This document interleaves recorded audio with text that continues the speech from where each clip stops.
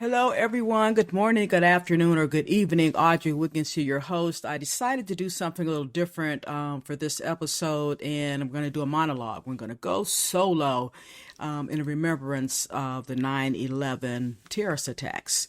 And I wrote a piece a few years ago called The Last Flight, 9/11 Revisited. And this came about after a very emotional visit I had to the Flight 93 Memorial and Museum and Visitor Center in Shanksville, Pennsylvania.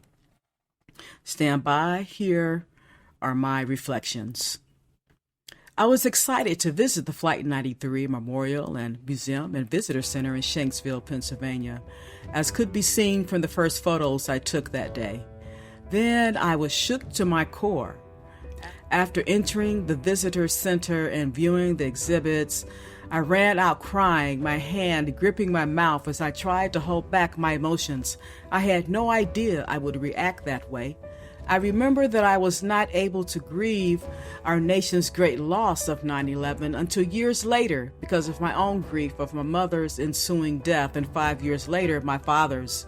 Perhaps I only partially grieved. My mom was on her deathbed during the attacks on the Twin Towers, Pentagon, and ultimately Flight 93. On its way to San Francisco. She passed on 9/27. We watched it on television as I sat with her that day. Though she had reached the stage in the dying process of losing her voice, Mom was coherent and grunted as she motioned to me to turn off the television or change the channel. I can only imagine she felt the searing tragedy of the events as well. The breadth and depth of what happened that day escaped me as I was immersed in my own pain through the experience of losing a parent. Perhaps my tears and outcry at the museum were the culmination of my grief and pain for our fellow U.S. citizens, loved ones, friends, neighbors, co-workers, first responders, and strangers alike who died at the hand of terrorists from another land.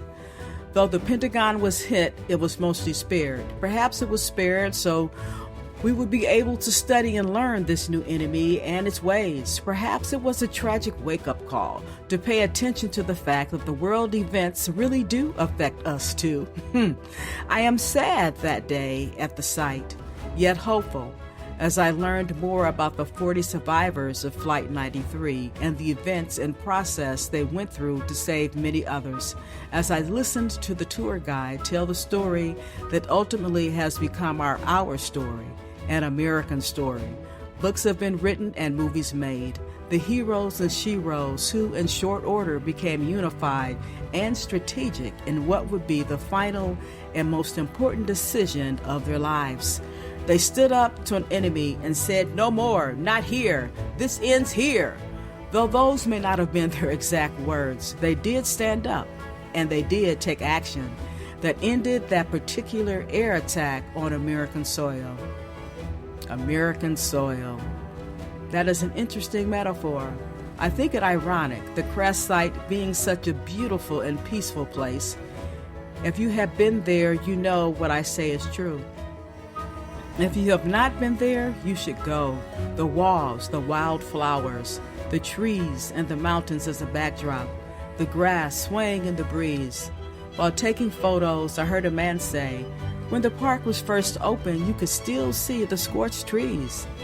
Now they're all green and filled in. I said, wow, in my mind as I listened intently and looked toward the direction of the crash site. I tried to imagine the burned trees and the landscape that had become a 15-foot deep and 30-foot wide crater for the final resting place of the plane and all its crew and passengers, and yes, the enemy too. Though all cleared away and the crater filled in, I could not help but feel the strength and courage of our fellow citizens. God bless you, I said. God bless America. How great you are. How great are your citizens. What sacrifices were made for our country that day. The citizens who died in and around the Twin Towers did not choose to sacrifice. It was chosen for them. Though they all tried to escape, not all made it out. Yet each told a story of courage. They each had a purpose. Perhaps some prayed and gave their life to Christ as they saw their demise. Still, some others may have cursed God as they saw their demise coming. Some others may have prayed for those of us left behind to live in the new world, the world post 9/11. You may say the citizens of Flight 93 had no choice either, but I beg to differ.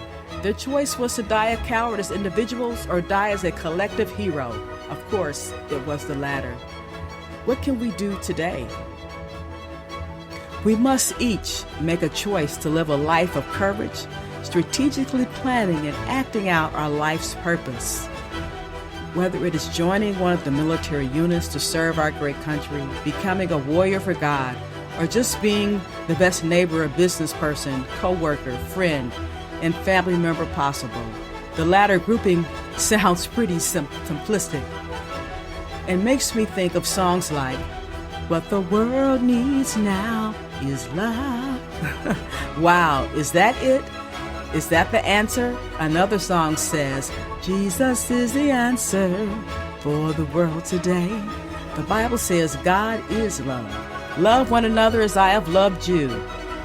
If we, the world's citizens, truly picked up a mantle of love, doing unto others as we would have them do unto us, as we would have them do unto us, there would be no fear of differences, but a celebration and bringing about a lasting unity. A diverse group of people died on 9/11. Let's remember that and not let our life's purpose be in vain. Let us come together and share love. God bless you. God bless these United States we call America. I'm Audrey M. Wiggins, your host. I'm a U.S. citizen of African American descent, and this has been the reading of my essay, The Last Flight, 9/11 Revisited.